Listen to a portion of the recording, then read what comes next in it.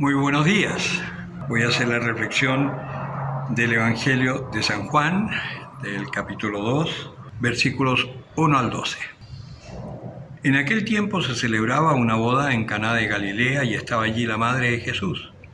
Fue invitado también a la boda Jesús con sus discípulos, y como faltara vino porque se había acabado el vino de la boda, le dice a Jesús su madre: «No tienen vino». Jesús le responde: «¿Qué tengo yo contigo, mujer?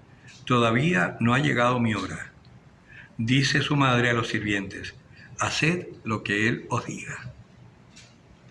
Había allí 6 tinajas de piedra puestas para las purificaciones de los judíos, de 2 o 3 medidas cada una. Les dice Jesús: «Llenad las tinajas de agua». Y las llenaron hasta arriba. «Sacadlo ahora», les dice, «y llevadlo al maestresala». Ellos lo llevaron. Cuando el maestresala probó el agua convertida en vino, como ignoraba de dónde era, los sirvientes, los que habían sacado el agua, sí que lo sabían, llama el maestresala al novio y le dice: «Todos sirven primero el vino bueno y cuando ya están bebidos el inferior, pero tú has guardado el mejor hasta ahora». Así, en Caná de Galilea, dio Jesús comienzo a sus señales y manifestó su gloria, y creyeron en él sus discípulos. Después bajó a Cafarnaúm con su madre y sus hermanos y sus discípulos, pero no se quedaron allí muchos días. Palabra del Señor. Los sirvientes sí sabían, el maestresala no. Los discípulos del Señor sí conocemos toda la verdad, porque el Señor poco a poco nos la va revelando. Pero muchos jerarcas, como los fariseos, se quedan en sus fórmulas y no logran penetrar en este misterio maravilloso del amor y del poder de Dios. El Señor le dice a los sirvientes: «Llenad las tinajas de agua». No sé si ustedes saben el tamaño de esas tinajas de agua para la purificación. Eran tinajas entre 60 y 100 litros de agua cada una, ¿no? Y habían 6. ¿Se imaginan qué banquetazo con 360 litros de vino? Pues eso fue lo que hizo el Señor para el final. ¿Y esto qué significa? El agua la ponemos nosotros. Cuando uno en la Eucaristía está celebrando el misterio de la Eucaristía, se echa vino, y se han fijado que el cura toma un poquito de agua y le echa un par de gotitas. Ese es nuestro esfuerzo para la vida de fe. Pero el vino es la sangre del Señor, y eso sí se derrama con generosidad. En este caso, nuestra agua, el Señor la transforma en un vino el mejor para el final.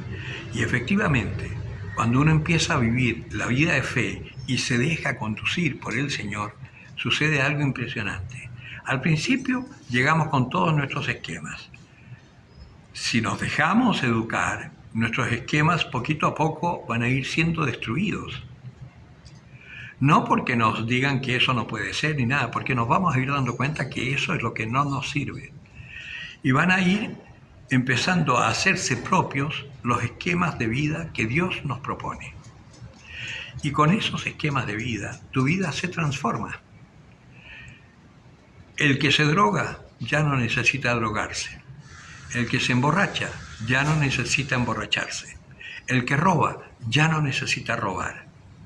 El que vive aburrido de la vida, de golpe empieza a ver la vida con otros ojos y su vida se transforma.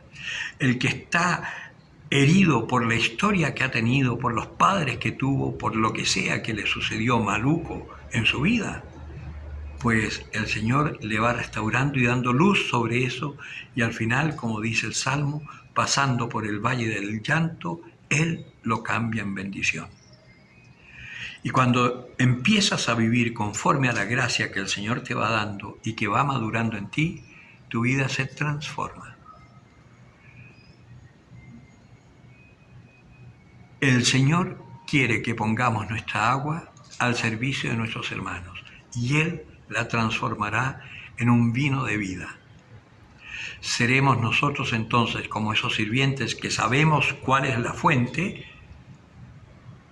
que es el Señor, y podremos además repartir generosamente lo que hemos recibido, porque sabemos que como esa viuda que hizo con el restito de aceite y de harina un pan para el profeta, aunque no tenía más nada, y por haber hecho eso y haber creído en el profeta, nunca se le acabó la harina y nunca se secó la alcuza con el aceite.